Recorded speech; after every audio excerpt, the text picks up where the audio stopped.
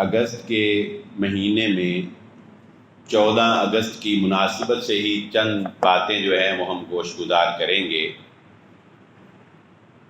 کیونکہ یہ دن ہمارے لیے بہرحال بہت ہی اہمیت کا حامل ہے کہ 14 اگست 1947 کو ہم پاکستان کی آزادی کا دن سیلیبریٹ کرتے ہیں۔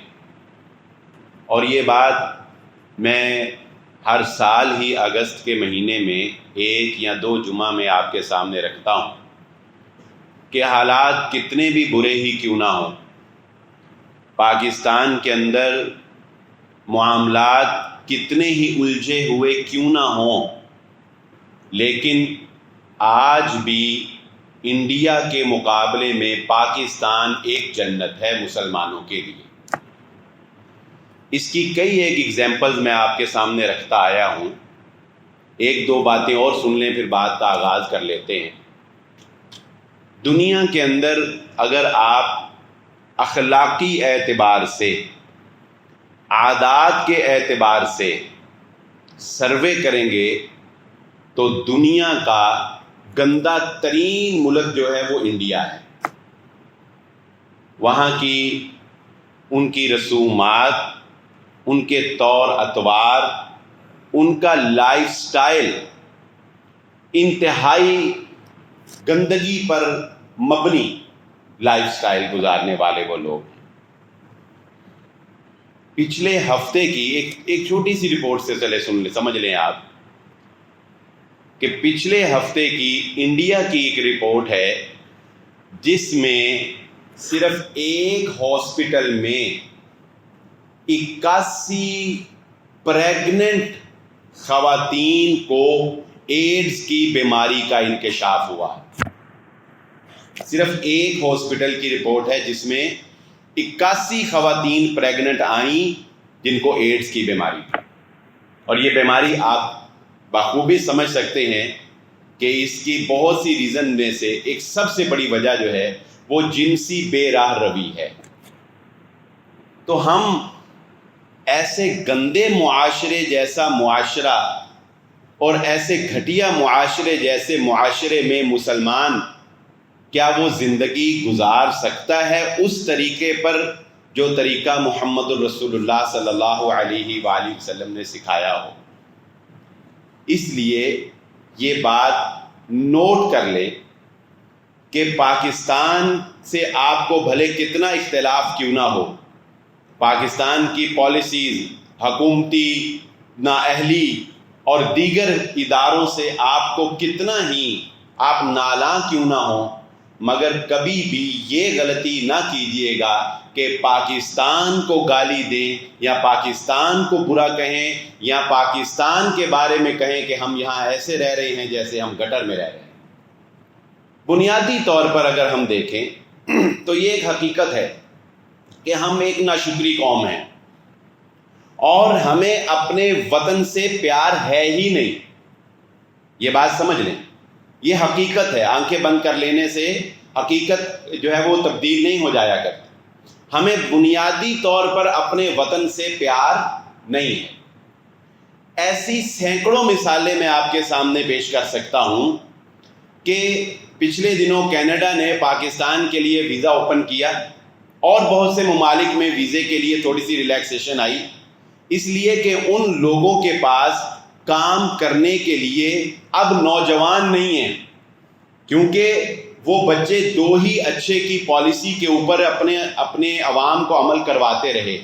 اس وقت دنیا میں یورپین ممالک کا حال یہ جا رہا ہے کہ اب انہیں احساس ہوا کہ گزشتہ 100 سال یا 50 سال سے جو ہم بچے 2 ہی اچھے کا نعرہ لگاتے رہے، آج ان کو احساس ہو رہا ہے کہ ہمارے پاس تو نوجوان نسل ہی باقی نہیں رہی اتنی کہ جس کو ہم جو ہے اپنا ملک چلانے کے لیے کسی عہدے کے اوپر یا کوئی اس کو پریکٹیکل لائف کے اندر بٹھا سکیں۔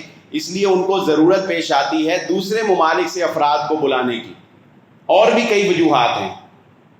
تو پاکستان کے اندر لوگوں نے کروڑوں نہیں اپنا اربوں روپیہ پاکستان سے اپنی جائیدادیں، اپنے کاروبار بیچ کر جا کر دوسرے ممالک کے اندر ویزے لے کے وہاں سیٹل ہونے کو ترجیح دی۔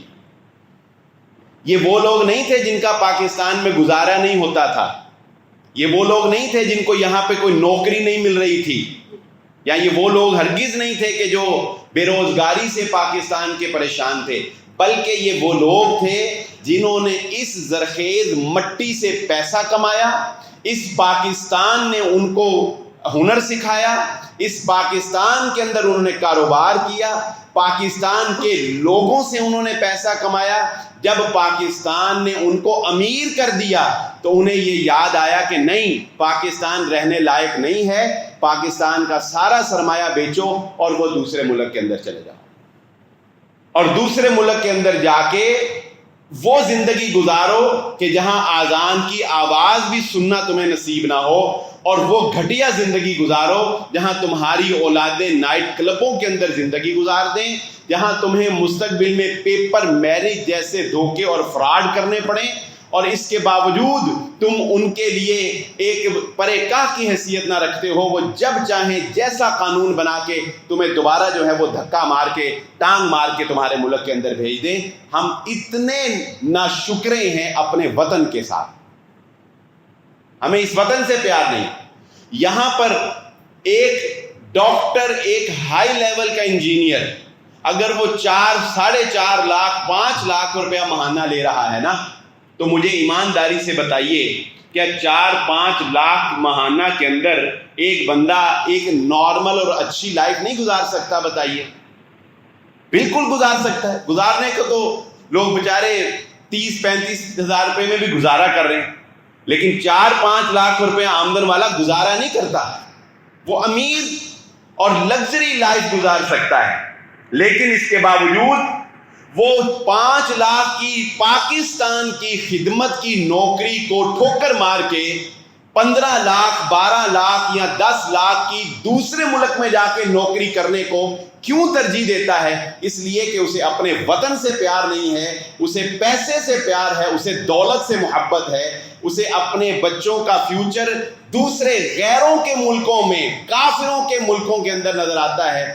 اسے اسلامی جمہوریہ پاکستان کے اندر اپنے بچوں کا مستقبل نظر نہیں آتا، اس لیے کہ نماز تو اس نے اپنے بچوں کو سکھانی نہیں، مسجد تو اس نے بھیجنا نہیں، اسے اس بات سے کیا فرق پڑتا ہے کہ اس کے بچے جو ہیں وہ وہاں جا کر بے نمازی ہو جائیں گے یا بے حیا ہو جائیں گے، اسے اس بات کا کیا فرق پڑتا ہے؟ ہاں، لیکن فرق اسے اس دن پتہ چلے گا جس دن اس کے بچے اپنے ہی باپ کو اولڈ ہاؤس میں جمع کروا کے آئیں گے نا، اس دن اسے پتہ چلے گا کہ کروڑوں اور اربوں کی جائیداد کا پاکستان کا اور دوسرے ملک کا فرق کیا تھا۔ لیکن ہم لوگ بحیثیت قوم، بحیثیت پاکستانی، نہ پاکستان سے محبت کرتے ہیں اور نہ ہم اللہ کا شکر ادا کرنے والے ہیں اس قربانی پر جو ہمارے آباء و اجداد نے دی۔ ہاں، یہ میں اکثر کہتا ہوں کہ یہ ہجرت کی قربانی کی برکت ہے جو پاکستان کو اللہ بقات دیے ہوئے ہیں۔ یہ بات تو اکثر ہم لوگ جب یہ کہتے ہیں نا کہ پاکستان کے قیام کے لیے بہت قربانیاں دی گئیں، تو ایک لحاظ سے یہ جملہ ٹھیک ہے، لیکن اگر ہم ڈیپلی دیکھیں تو یہ جملہ صحیح نہیں ہے۔ پاکستان کے قیام کے لیے کوئی قربانی نہیں دی گئی، یہ بات سمجھ لیجیے۔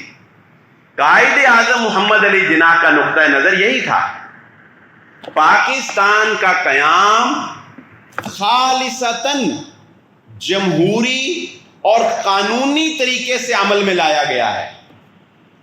یہ دنیا کی واحد ریاست ہے جس نے اپنے بنانے کے عزم کے اظہار کے بعد صرف 7 سالوں کی جدوجہد سے اپنا قیام دنیا کے سامنے پیش کر دیا۔ 1940 کے اندر قرارداد پاکستان پیش کی گئی، جب یہ دعویٰ کیا گیا کہ ہم ایک نیا ملک بنانا چاہتے ہیں، اور صرف 7 سال کے عرصے میں 1947 میں پاکستان مارز وجود میں آ گیا۔ پاکستان کے لیے کوئی قربانی نہیں دی گئی۔ ہاں، پاکستان کے قیام کے لیے احتجاج کیے گئے، جلسے کیے گئے، جیسے آج آپ نون لیگ کا، پی ٹی آئی کا جلسہ کرتے ہیں، کمپین چلائی گئی کہ پاکستان کو ووٹ دو۔ پاکستان کو ووٹ دینے کے لیے لوگوں نے اپنے مہینے بھر کی تنخواہ خرچ کر کے سفر کر کے آ کے پاکستان کے لیے ووٹ دیا. پاکستان خالصتاً معجزانہ طور پر اور قانونی اور جمہوری طریقے سے انگریز حکومت سے قائد اعظم محمد علی جناح کی قیادت میں مسلمانوں کی کوششوں سے مارد وجود میں آیا. ہاں جو قربانیاں ہوئی ہیں نا وہ قیام پاکستان کی نہیں، وہ ہجرت کی قربانی. جب لوگوں نے انڈیا کو چھوڑ کر پاکستان کی طرف ہجرت کرنا شروع کی نا، اس وقت پھر عزتیں تار تار کی گئی. جو ٹرینوں کو لوٹا گیا، جو ٹرینوں میں خون بہایا گیا، جو قافلوں کو لوٹا گیا، وہ پاکستان کے قیام کے لیے تھوڑی تھا. پاکستان کا قیام تو پہلے ہو گیا. تو اصل جو ہمارے آباء و اجداد نے قربانی دی ہے یہ اتنی بڑی قربانی ہے کہ اگر وہ چاہتے تو انڈیا کے اندر رہ سکتے تھے. جیسا کہ بہت سے مسلمانوں نے مولانا ابوالکلام آزاد کے نظریے پر عمل کرتے ہوئے انڈیا کے اندر رہنا ہی جو ہے وہ اپنا فیصلہ کیا کہ انڈیا کے اندر ہی ہم رہیں گے. کیا نا انہوں نے فیصلہ. لیکن میرے اور آپ کے آباء و اجداد نے یہ فیصلہ نہیں کیا. انہوں نے یہ فیصلہ کیا کہ اب پاکستان بن گیا ہے، ہم جیسی بھی قربانی دیں ہم قربانی دیں گے اور ہجرت کریں گے.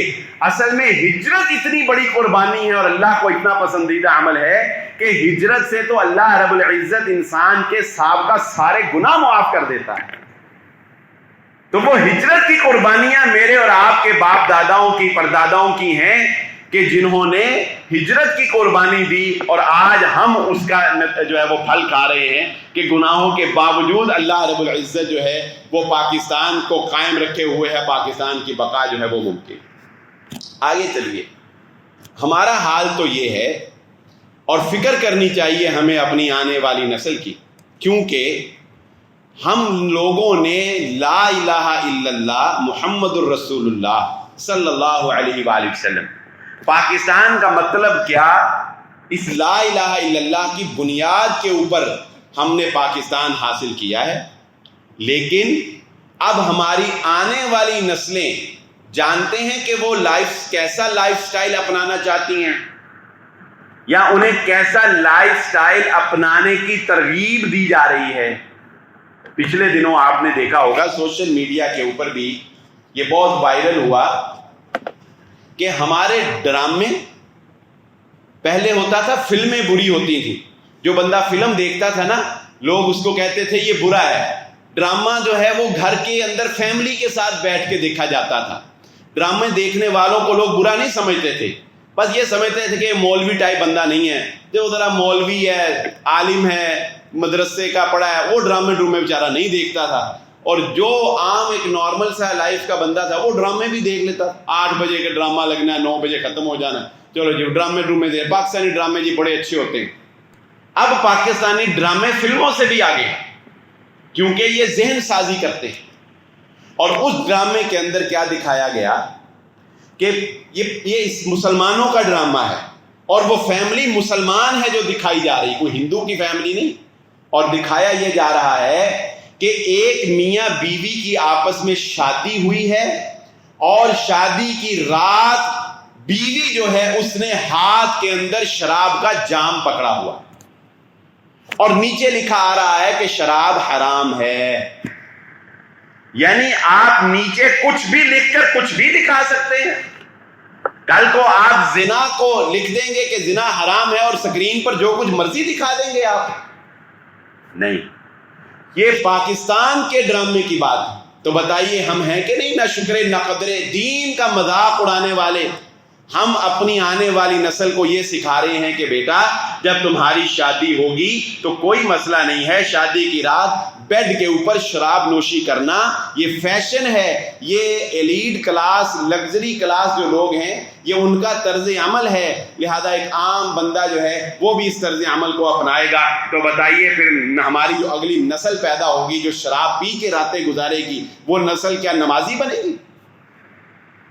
اور یہ تو شاید بزرگ جانتے ہوں گے، ہم نے تو صرف کتابوں میں پڑھا کہ غالباً 1964-65 کے اندر اسمبلی کے اندر کھڑے ہو کے، ایک میں نام نہیں لیتا، اسمبلی ممبر نے یہ بات کہی. اور یہ پاکستان اور انڈیا کا مشترکہ مسئلہ ہے، یاد رکھ لیجئے. انڈیا اس وقت دنیا کی 5ویں بڑی اکانومی بن گیا ہے، لیکن اس کے باوجود پوری دنیا میں سب سے زیادہ غربت جو ہے وہ انڈیا کے اندر پائی جاتی ہے۔ اس کے باوجود انڈیا کے اندر جو آمدن ہے، پر پرسن آمدن ہے، وہ اس کے باوجود کہ وہ دنیا کی 5ویں بڑی اکانومی بن گیا ہے، لیکن فی فرد کی آمدن جو ہے وہ لویسٹ ترین ہے دنیا کے رینکنگ کے اندر، اور پاکستان بھی انہی میں ہے۔ یہ انڈیا اور پاکستان کا مشترکہ مسئلہ ہے کہ کیا جو 1964 کے اندر اسمبلی کے اندر یہ بات کہی گئی تھی کہ پاکستان کی 80% سے زیادہ ایسڈز جو ہیں، پاکستان کے 80% سے زیادہ دولت جو ہے وہ صرف 22 خاندانوں کے پاس ہے جو پورے پاکستان کی عوام کو اپنے غلام بنائے ہوئے۔ ہمارا اصل مسئلہ یہی ہے کہ ہماری دولت جو ہے وہ سمٹ کر چند ہاتھوں کے اندر ہے، وہ چند اوپرلے ہاتھ، انہیں اس بات سے کوئی فرق نہیں پڑتا کہ پاکستان ڈیفالٹ کر جائے، انہیں اس بات سے کوئی فرق نہیں پڑتا کہ غریب جو ہے وہ بھوکا مر جائے، انہیں اس بات سے کوئی فرق نہیں پڑتا کہ بجلی کے بل جو ہیں وہ انسانوں کی جان نکال لیں اور انہیں خودکشی کرنے پر مجبور کر دیں۔ وہ چند ایک خاندان ہیں کہ جنہوں نے پاکستان کی پوری دولت کے اوپر، یہ اس وقت کی رپورٹ ہے، آج سے کوئی 40-45 سال پہلے، تو اب تو ان کمپیوٹرائز سسٹم کے ذریعے سے یہ شکنجہ اور زیادہ گہرا ہو گیا۔ لیکن حکومتوں کا رونا کیا رونا؟ رونا تو اپنی ذات کا ہے۔ حکومتوں کا حال تو میں کہتا ہوں کہ اگر کسی نے حکومتوں کا حال پوچھنا ہو نا تو وہ جامعہ سلفیہ میں جا کے کسی مفتی سے پوچھ لے۔ مفتیوں کے پاس ایسے بہت کیس آتے ہیں کہ میاں بیوی کی آپس میں نہیں بنی اور 6 مہینے ساتھ رہے، پتہ چلا نہیں بڈھی تگڑی ہے، بندے نو ٹکن نہیں دیندی، بندے نے طلاق دے، اور 2-3 سال گزر گئے، پتہ لگا کہ اودا بھی کوئی نہیں گزارا ہوندیا تے میرا بھی نہیں، انہوں بھی نہیں لبن دیا، خانوں بھی لبن دیا، پھر آ جاتے ہیں مفتی صاحب کوئی راہ کر دو دوبارہ صلح کر لئیے، اور پھر صلح کر لیتے ہیں، پھر صلح کر کے کچھ سال کو گزرتا ہے تو پھر طلاق دے دیتا ہے بندہ، کہتا جی نہیں بہت ڈاٹی ہے، نہیں بھلے بھی نہیں بدلی، اور پھر طلاق دے دیتا ہے، اور پھر بڈھی جاندی ہے، وہ بندہ کوئی اور کر لیتا ہے، اور 6 سال بعد پتہ لگتا ہے یار جیڑی دوجی کیتی سی نا وہ اس تو بھی ڈاڈی سی، تے وہ بھی سمجھ جاندی کہ نہیں وہ پہلے ہی چنگا سی، اور پھر مفتی صاحب کے پاس طلاق کے لے کے آئے تھے کہ تہاڈی مہربانی دوبارہ صلح کرا دو، اور مفتی صاحب پھر صلح کرا دیندے، ایسے گدی گیڑے چ لگے رہو۔ اسلام میں تو پھر بھی طلاق کی کوئی حد ہے نا کہ چلو 2 کے بعد رجوع ہو جاتا ہے یا 3 کے بعد ہو نہیں سکتا، تو سیاست میں طلاق کا کون سی کوئی حد ہے بتاؤ؟ جدو مرضی چھڑ دو تو جدو مرضی لے آؤ۔ کیوں جی؟ میں تو جب سے ہوش سنبھالی ہے نا یہی کچھ ہی دیکھا کہ ایک نو چھڑ دو دوجے نو لے آؤ، دوجے نو چھڑ دو تیجے نو لے آؤ، اتنا گزارا نہیں ہویا ہن انہوں لے۔ حکومتوں کا کیا رونا ہے؟ رونا تو فیصل آباد کے اندر کوہ نور جس کا نام لینا ہم تو ذہن میں خیال آتا ہے پوش علاقہ، کوہ نور کا علاقہ جب ہم نام لیتے ہیں نا کہ کوہ نور سے ہو کے آئے ہیں جی ہم، تو وہاں پر ماڑے بندے کا تو کام ہی نہیں نا، پوش علاقہ، اور وہاں پر ایک کپڑے کی دکان پر غالباً سفائر نام کا برانڈ، اس دکان کے اوپر 30% یا 50% سیل لگی، آپ نے دیکھا ہوگا سوشل میڈیا پہ، اور کتنی بچت ہو جائے گی ایک سوٹ میں جی آپ مجھے بتائیں؟ 30% یا 50% اگر سیل ہو تو 3000 کا 5000 کا سوٹ ہو تو کتنی کی بچت ہو جائے گی؟ 1000 1500 2000۔ ہم اتنے کمینے ہیں، اتنے گھٹیا ہیں ہم لوگ، اور درہم و دینار کے اتنے غلام ہیں ہم لوگ کہ وہاں پر کوئی بیچارہ چھابڑی والا، کوئی ریڑی والا، کوئی مزدوری والا وہ نہیں گیا وہاں پہ پتہ کون گیا؟ جس کے نیچے 2 کروڑ کی، 2.5 کروڑ کی، 50 لاکھ کی گاڑی تھی، جس کی الماری میں پہلے سے 25 سوٹ لٹکے ہوئے تھے نا، وہ لوگ وہاں پر گئے اور وہ طوفان بدتمیزی کہ ایک دوسرے کے دستے گریباں ہوئے، خواتین نے ایک دوسرے کے ساتھ لڑائی کی، اور آپ اخبار اٹھا کے دیکھیں 16 بندوں کے اوپر مقدمہ درج ہوا۔ ویڈیو آپ نے دیکھی ہوگی، گولی تک چل گئی وہاں پر، کس لیے جی؟ سوٹ تھوڑا سستا مل رہا ہے۔ بتائیے ہیں ہم انسان کہلوانے کے لائق یا مسلمانوں والی کوئی بات ہمارے اندر ہے؟ تو ہم بات اصل پہ یہ نہیں ہے کہ حکومتیں کیا کر رہی ہیں یا ٹھیک ہے، وہ ایک اپنی جگہ پہ ایک ٹاپک ہے، لیکن ہمارا حال کیا ہے بحیثیت پاکستانی؟ بحیثیت پاکستانی قوم ہم لوگ کیا کر رہے ہیں، ہمارا کردار کیا ہے. اور پاکستان، مزے کی بات آپ کو بتاؤں، آپ پرانی ہسٹری پڑھ کے دیکھ لیں، پاکستان کبھی بھی الحمدللہ کرپشن میں 100 رینک سے نیچے نہیں آیا. 115 116 127 144 2000 سے لے کے اب تک کی میں نے رپورٹ دیکھی آتے ہوئے، اس سے پہلے کا تو مجھے نہیں پتا 2000 سے لے کر نہیں، مشرف صاحب کے دور سے لے کے اب تک پاکستان 100 سے اوپر ہی رہا ہے کرپشن میں. 140 44 27 یہ ہمارا حال. اور ایک آپ کو انٹرسٹنگ بات بتاؤں، دلچسپ بات، کبھی فائدہ دے گی آپ کو. دنیا کے اندر کرپشن میں، یعنی جن ممالک میں کرپشن سب سے کم ہے نا، ان میں 3 ملک آتے ہیں. یہ ڈنمارک ہے اور نیوزی لینڈ ہے اور Finland. Denmark, New Zealand اور فن لینڈ، یہ 3 ملک ہیں جو دنیا میں جن میں ٹاپ کا 1 2 3 رینکنگ ہے جن میں کرپشن نہیں ہے.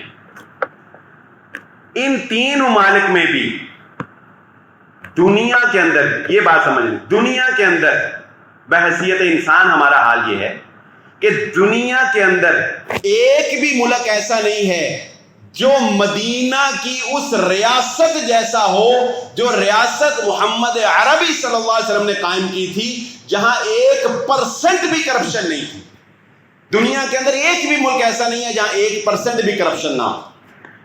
جو دنیا کے پہلے، دوسرے اور تیسرے نمبر پہ 3 ملک ہیں نا، ان میں 88% جو ہے وہ کرپشن فری ہیں. یہ 12% کرپشن ان ملکوں میں بھی ہے، لیکن اس سے اوپر اب رینک ہی کوئی نہیں ہے، تو ان کا پہلا، دوسرا اور تیسرا نمبر آ گیا.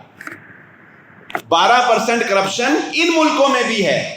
کیا پتہ چلا کہ دنیا کے اندر مکمل طور پہ ایماندار ملک، مکمل طور پہ ایماندار خطہ، مکمل طور پر ایماندار گاؤں، وہ آپ کو اس وقت دنیا کے اوپر نہیں ملے گا. لیکن پاکستان کا تو کیا ہی کہنا ہے. اور پھر آہستہ آہستہ آگے اب آپ دیکھیے، ہم اب پاکستان کے اندر پہلے یہ ٹرانسجینڈر آیا تھا، اس پر میں نے آپ کے سامنے پوری تفصیلاً، وہ سپریم کورٹ نے جو لا پاس کیا وہ آپ کے سامنے پورا رکھا. بہرحال اس کے اوپر کیس چلا، وہ جیت گئے. لیکن یہ سلسلہ ختم نہیں ہوگا.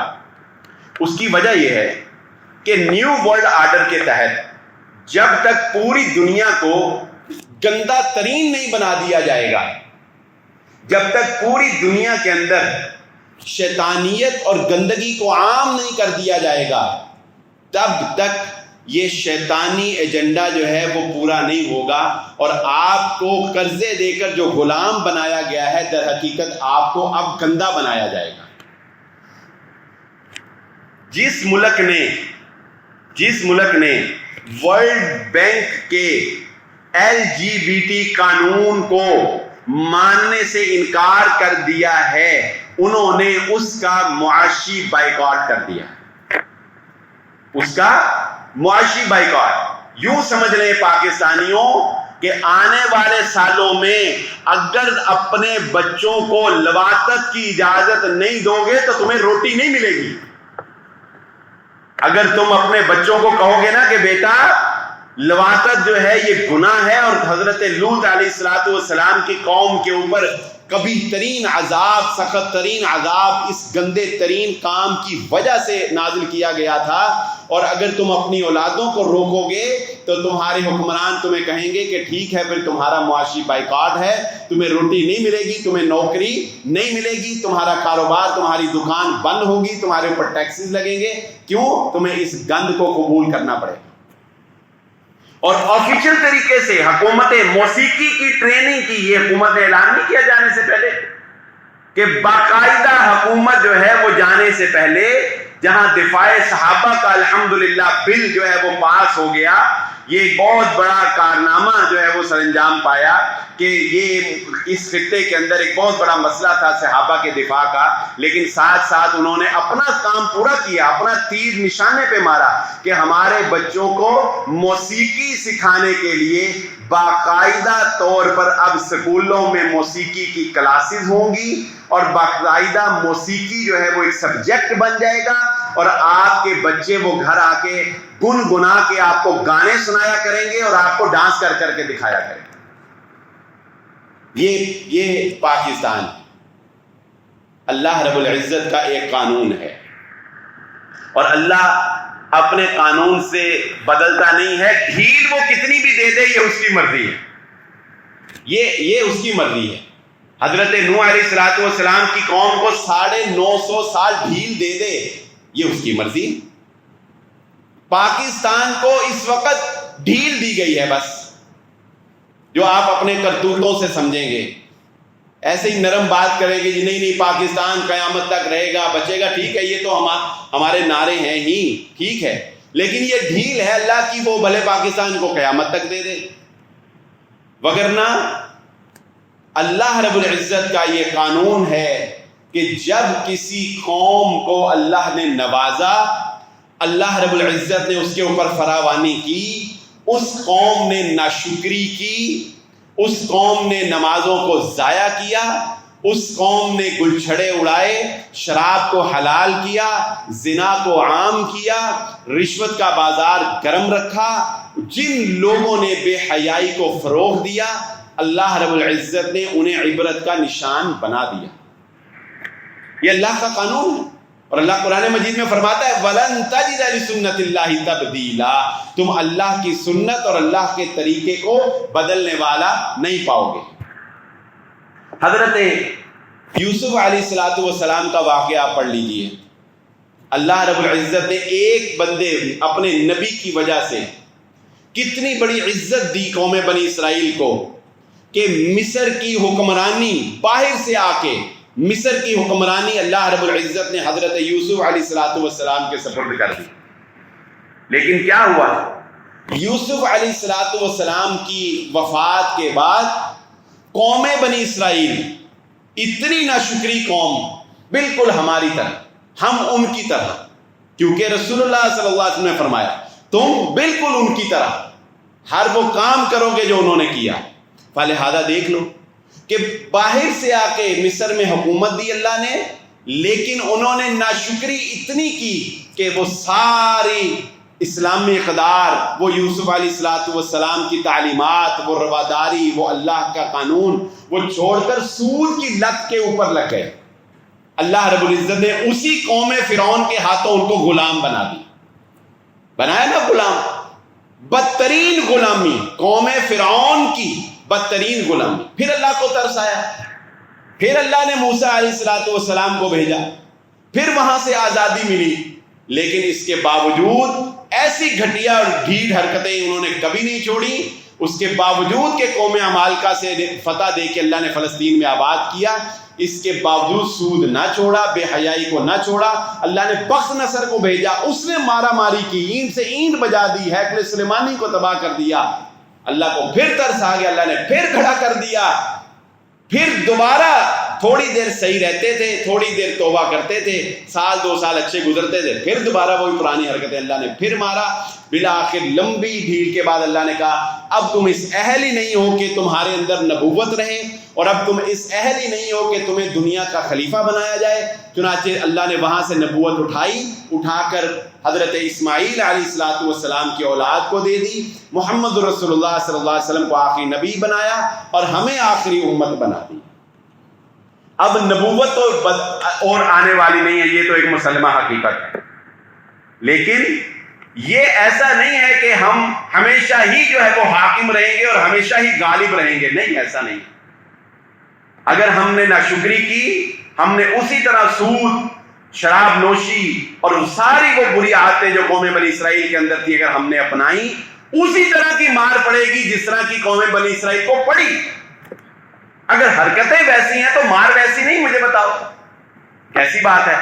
حرکتیں ویسی یہودیوں جیسی اور مزے جو ہیں وہ صحابہ جیسے، حرکتیں عیسائیوں جیسی اور ترقیاں جو ہیں وہ صحابہ جیسی. تو کوئی قانون نہیں ہے، نہ یہ انصاف ہے. جیسی حرکتیں ویسا ہی سلوک، حرکتیں قوم بنی اسرائیل جیسی، سلوک بھی ویسا. لیکن ہم تو نہ خدا ہی نہ ادھر کے رہے نہ ادھر کے، ہم نہ خدا ہی ملا نہ وصال صنم، نہ ہم دنیا کے رہے نہ ہم دین کے رہے. نہ ہم دنیا کے رہے نہ ہم وہ. چلو ان لوگوں نے اور کچھ نہیں, دین کو چھوڑ دیا, شیطان سے دوستی لگا لی, دجال سے دوستی لگا لی, اللہ کی مخالفت مول لے لی. اللہ نے کہا چلو دنیا کی ترقی تمہیں دی, اور ہم غلام. دنیا کی ترقی اللہ نے ان کو اتنی دی ہے, یہ بات بھی میں آج چلیں آپ ذہن میں آگے گوش گزار کر دوں. مستقبل کے فتنوں میں سے ایک فتنہ یہ بھی ہوگا, یاد رکھیں. اس واقعے سے آپ کو سمجھا دیتا ہوں, آپ کی آنے والی نسلوں کے بعد کام آئے گی, یاد رہے گی. آنے والے دور میں ایک فتنہ یہ بھی ہوگا کہ وہ دجال اور اس کی فوج, دجالی فوج, دجال کے آنے سے پہلے اسلام کے مقابلے میں اور دین کے مقابلے میں سائنس کو ہی خدا منوا دے گی. سائنس کو ہی خدا منوا دے گی, اور آپ کا بچہ سائنس پڑھنے کے بعد کہے گا نہیں خدا نہیں, سائنس ہی سب کچھ ہے. پتہ ہے کیسے؟ مجھے ایک بات بتائیں, اگر یہ گردن, یہ جسم, یہ کتنا نازک شہرگ ہے, اگر یہ گردن اس جسم سے جدا ہو جائے, آپ تصور کر سکتے ہیں بندہ بچ جائے گا؟ اگر یہ گردن کٹ جائے, ایک منٹ کے لیے بھی گردن جسم سے جدا ہو جائے, آپ تصور کر سکتے ہیں کہ بندہ بچ جائے گا؟ چلو سر پھٹ گیا, ہارٹ بیٹ بند بھی ہو گئی, کوئی جھٹکے شٹکے لگا کے دوبارہ ٹھیک ٹھوک کر دیا, بندہ کہتا ہے یار چلو بچ گئے. نہیں, وہ گردن ہی اتر گئی, بندہ کہتا نو. لیکن آپ دیکھیں پچھلے دنوں, پڑھتے نہیں نا ہم لوگ, انٹرنیشنل نیوز پڑھا کریں,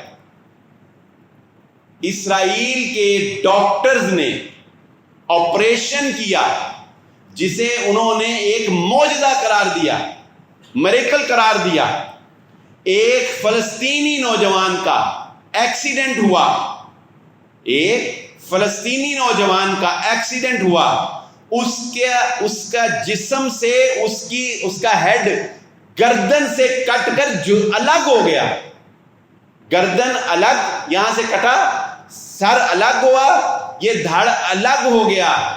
اسرائیلی ڈاکٹرز نے اس کا آپریشن کیا, گردن کو دھڑ کے ساتھ جوڑا, وہ بندہ دوبارہ زندہ ہو گیا. آپ کو لگتا ہے ممکن ہے؟ نہیں لگتا. ایسا ہوا, کیا. اب بتائیں مجھے, اگر آپ کے بچے کا اس بات پر ایمان نہ ہو, یا اس نے اس کو گہرائی سے سمجھا نہ ہو کہ الذی خلق الموت والحیات لیبلوکم ایکم احسن عملا, اللہ ہے جو زندگی دیتا ہے اور موت دیتا ہے, اللہ ہے نا. اگر اسرائیلی ڈاکٹر آپ کے بچوں کو سکول کالجز کے اندر, یا آپ کے پروفیسر کہیں کہ دیکھو تم کہتے تھے اللہ زندگی موت دیتا ہے, یہ دیکھو گردن پوری الگ ہوئی ہے, دھڑ الگ ہوا ہے, انہوں نے جوڑ کے رکھ دیا کہ نہیں دکھا دیا تمہیں بندہ چلا کے, زندہ کر کے دکھا دیا کہ نہیں دکھا دیا. یہ سائنس آنے والے دور میں آپ کے بچوں کے ایمان کے اوپر حملہ کرنے والی. تو اس لیے بہت سے ایسی باتیں ہیں کہ جن میں ہم لوگ بہت پیچھے ہیں, اور انڈیا کے اندر مسلمانوں کے ساتھ اور ہماری ثقافت کے ساتھ بہت بڑا کھیل جو ہے وہ کھیلا جا رہا ہے. پچھلے دنوں واقعات اتنے ہیں, میں کہتا ہوں زیادہ سنوں گا آپ کہیں گے ساری انڈیا دی گلاں سنائی جاندے ہیں, لیکن کیا کریں, دل خون کے آنسو ہوتا ہے. آپ کے مذہب کا تشخص بر صغیر کے اندر, ایک بات یاد رکھیں, مسلمانوں کے بر صغیر کے اندر دین کا تشخص اور مسلمانوں کا تشخص وہ اردو زبان سے ہے. یہ بات ذہن نشین رکھیں. اگر ہمارا جتنا دینی لٹریچر ہے وہ عربی کے بعد جتنا زیادہ ٹرانسلیٹ ہوا ہے وہ اردو کے اندر ہوا ہے بر صغیر کے لوگوں کے لیے. اگر اردو لینگویج جو ہے وہ بر صغیر کے اندر سے ختم کر دی جائے تو آپ کا دینی تشخص ختم ہو جائے گا. یاد رکھ لیجئے یہ بات. یہ تو افسوس ہے پاکستان کے اوپر کہ ہماری قومی زبان اردو ہونے کے باوجود ہم ذہنی غلام ہیں کہ ہماری سرکاری زبان جو ہے وہ انگلش ہے. ہمیں عدالتوں میں کیس لڑنے جانا پڑے، ہمیں انگلش کے اندر سارا کچھ فائل بنانی پڑتی ہے. ہمیں کسی آفس کے اندر جا کے کوئی کام ہو، ہمیں انگلش کے اندر وہ سارا پرفارما لکھنا پڑتا ہے. عام بندے بیچارے کو نہ سمجھ آتی ہے، نہ وہ کچھ کر سکتا ہے، وہ اشرافیہ کا محتاج ہے. لیکن پچھلے دنوں انڈیا کا واقعہ ہے، عدالت کے اندر ایک کیس آیا، ایک ایکسیڈنٹل کیس. جج کے سامنے جو مدعی تھا اس کو ہندی زبان نہیں آتی تھی، اس کو ہندی نہیں آتی تھی. اس نے اپنی لینگویج کے اندر جج کو ایکسپلین کرنے کی کوشش کی. جج نے اس کی بات سننے سے انکار کر دیا، یہ کہہ کر کہ انڈیا کے اندر 2 ہی لینگویج سرکاری طور پر مانی اور سنی جائیں گی، نمبر 1 انگلش اور نمبر 2 ہندی لینگویج. جب انڈیا کا مسلمان ہندی زبان سیکھے گا اور اردو اس کو نہیں آئے گی تو میری بات یاد رکھ لیں، وہ بھگوت گیتا تو پڑھ سکتا ہے، وہ قرآن کا ترجمہ نہیں پڑھ سکتا. وہ اردو زبان مسلمانوں کی زبان ہے، پاکستان کے اندر ہی نہیں، بر صغیر کے اندر اور انڈیا کے اندر اردو زبان کو ختم کر کے سرکاری طور پر ہندی اور انگلش کو لازمی قرار دیا جا رہا ہے. آنے والا وقت کتنا بھیانک ہے یہ سوچیں. اب تو یہ باتیں بڑی آسانی سے سن رہے ہیں نا، آنے والا وقت، آئندہ 5 سال 10 سال بعد آنے والا وقت جو ہے وہ کتنا بھیانک. اور اردو ایک مؤدب زبان ہے. اردو کے اندر تو بندہ لڑ بھی نہیں صحیح طرح سکتا، بتائیں لڑ سکتا ہے؟ لڑن لی گالاں کڈن لی پنجابی بولنی پہنتی. آپ تجربہ کر کے دیکھ لیں، جو بندہ اردو بولتا ہوگا اس سے لڑائی کر کے دیکھ لیں، وہ جب لڑے گا پنجابی تے آ جائے گا. کیوں؟ اردو چ گال کڈن کا مزہ ہی نہیں آتا. وہ اردو والا تو ویسے ہی آپس میں لڑ رہے ہو تو یہ لگتا ہے جن مذاق رات کرن دے.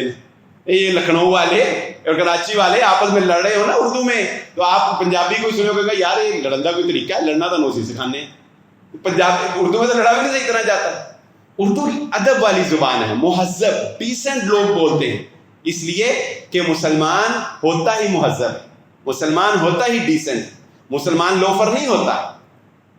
بہرحال یہ ساری باتیں مختلف سینیریوز میں آپ کے سامنے رکھنے کا مقصد یہ ہے کہ بھائیوں، پاکستان کی قدر کرو، پاکستان سے محبت کرو، اپنے آنے والی نسلوں کو کچھ سکھاؤ دین کے بارے میں، پاکستان کے بارے میں. تمہارا دشمن بہت سخت ہے، تمہارا دشمن تمہارے گھات لگائے بیٹھا ہے، تمہارا دشمن جو ہے وہ بہت بے رحم ہے اور وہاں کے مسلمانوں کو بے رحمی کے ساتھ جو ہے وہ قتل کیا جا رہا ہے. اچھا دیکھیں، افسوس مسلمانوں پر. کبھی اللہ کے نبی صلی اللہ علیہ وآلہ وسلم نے کہا تھا کہ مسلمان ایک جسد کی طرح ہے، لیکن وہ باتیں صرف باتیں ہی ہیں. یو اے ای سے، دبئی سے گیم ساری پیسے کی ہے، یاد رکھ لینا. کوئی بھی مسلم ملک ہو جہاں پیسے کی بات آئے گی وہ بھول جائے گا کہ ہندو ہندو ہے یا ہندو کافر ہے یا ہندو ہمارا دشمن ہے یا انڈیا دشمن. کوئی نہیں، گیم ساری اس وقت پیسے کی.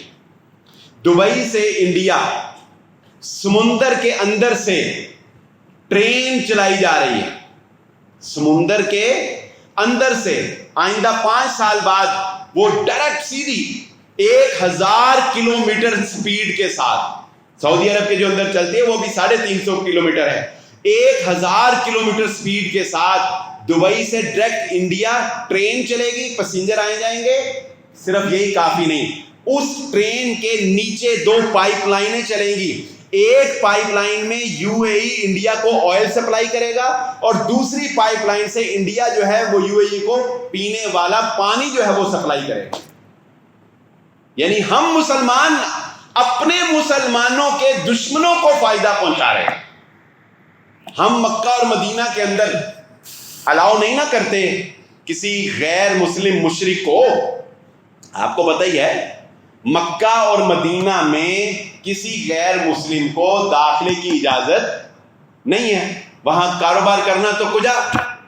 انڈیا کے اندر مسلمانوں کو کسی بھی مندر کے ارد گرد ایک حدود اربع انہوں نے ڈیفائن کر دیا، وہ مجھے اب یاد نہیں ہے، مطلب 2 کلومیٹر کہہ لیں، 5 کلومیٹر کہہ لیں، فار ایگزامپل 2 کلومیٹر.